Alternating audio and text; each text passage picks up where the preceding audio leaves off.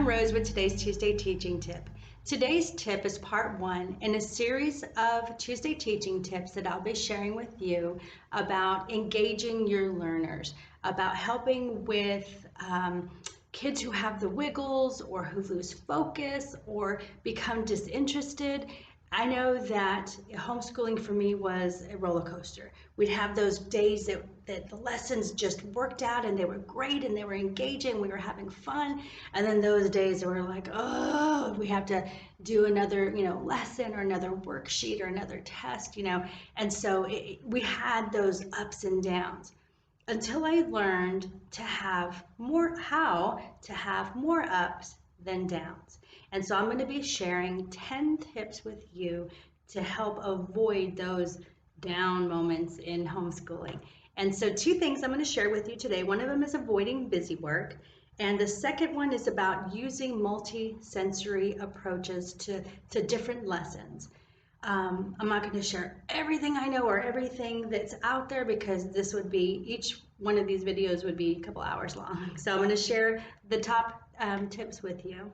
So one of them, the avoiding busy work. This is something that I had to learn the hard way and really through conversations with my son and discussing, what is it that you're frustrated with, or what is it that's making you not want to do this? When your students express frustration, or when they refuse to do work, it's not so much a behavior problem at times. I'm not saying that sometimes it's not a behavior problem, but I like to pull that thread. Why is it that we're having a behavior problem when it comes to math or when it comes to the work that they have to, the independent work time? So then you pull on that string and you find out that a lot of it is just, this is busy work. To me, it's not engaging the kid. It's not engaging and I'm not learning anything from this. And so after pulling that thread, that's what I discovered, and that's some of the concerns that my son shared with me. And it got me to thinking. I'm like, you're right. I don't have to have a worksheet from you every day for every subject that we're learning in homeschooling. Some days it's just going to be about the learning and about being engaged in the learning.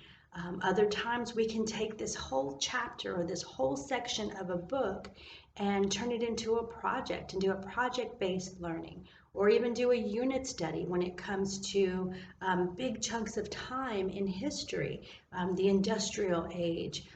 Maybe we're looking at the Stone Age or the Iron Age, and so we can pull in documentaries. We can pull in period-based movies.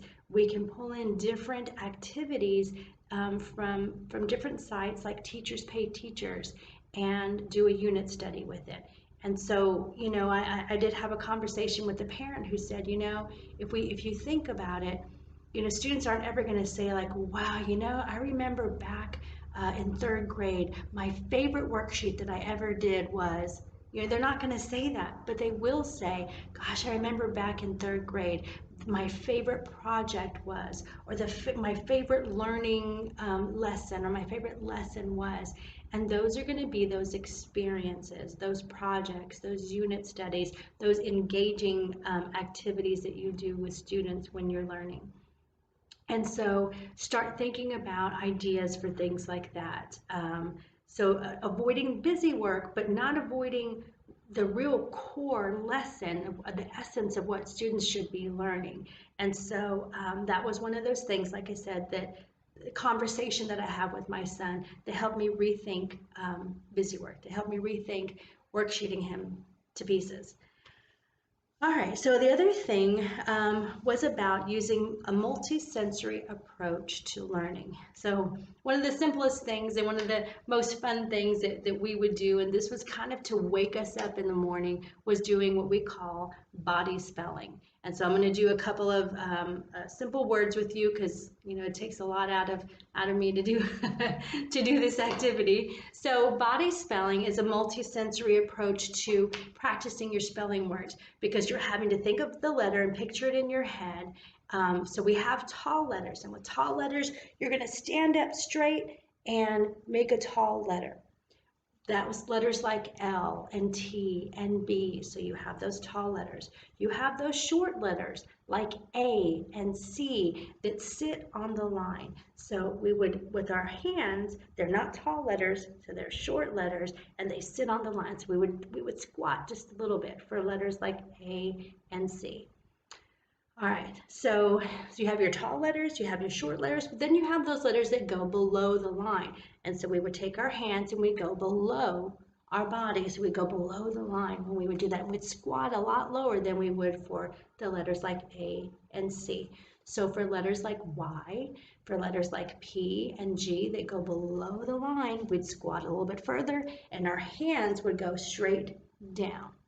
All right, so for example, the word big. So B is a tall letter. So our we're gonna stand tall to spell B. B. I sits on the line, but I also has that dot. Don't forget to dot your I's and cross your T's. So we would go B, I, dot the I, G, so G goes below the line.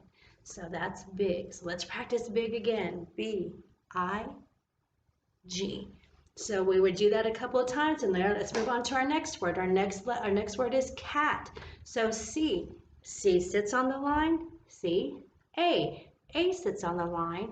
T. T is one of those tall letters, but remember, you have to cross that T just like we had to dot that I.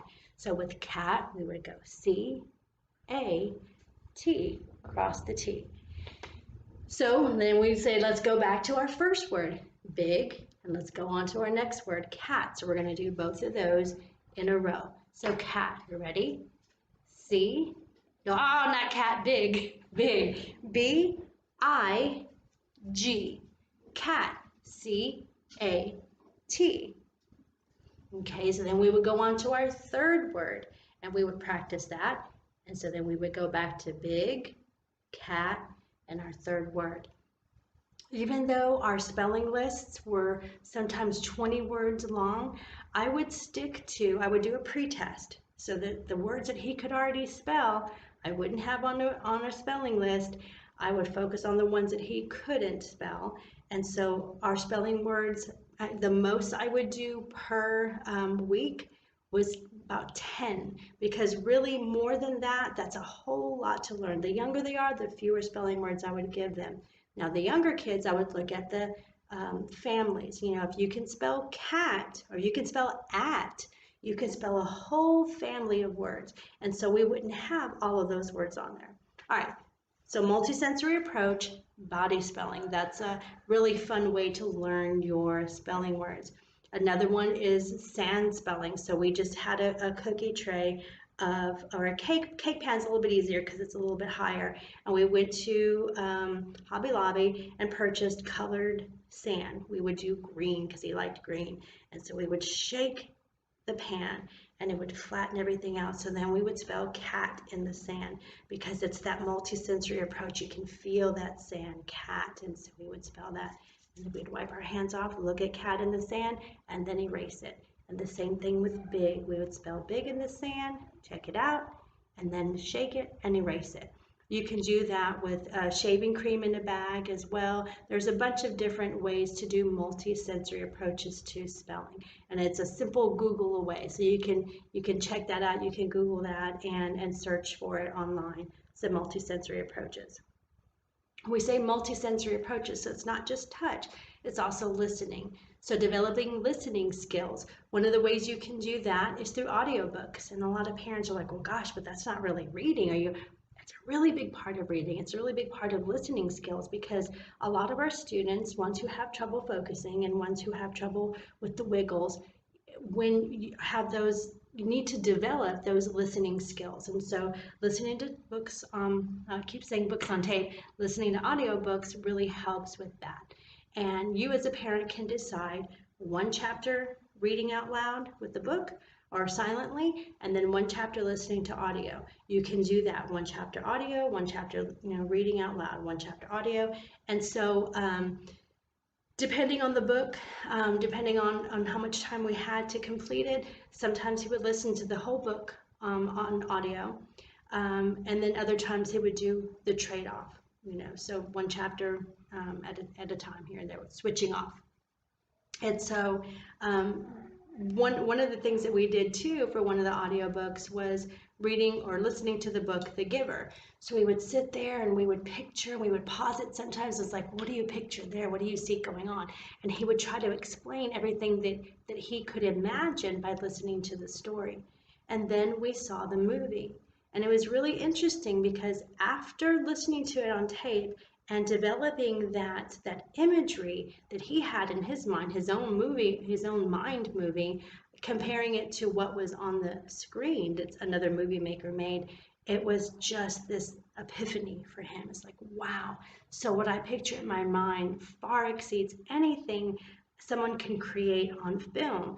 And so he developed an appreciation for books that he didn't have before. And so that multisensory approach to learning really helped him love reading more than he had before. And so there's a balance. So remember, reading is more than just the physical reading of it, but also listening to books on tape. So multisensory approaches to learning. That's a Google search away as well. And so if you have a student struggling in math or in science or in any of these other subjects, focus on that subject that you struggle with the most, that you struggle to teach the most, or that your student struggles with the most, and look for multisensory approaches to doing those same lessons using the same curriculum you have, but now bringing in different ways to engage your learner. All right, so next week I will talk to you about frequent time breaks, how to do that, what to do when you're taking a break, and then also reward systems and different types of reward systems. So we'll talk about those too next Tuesday on next Tuesday's Teaching Tips.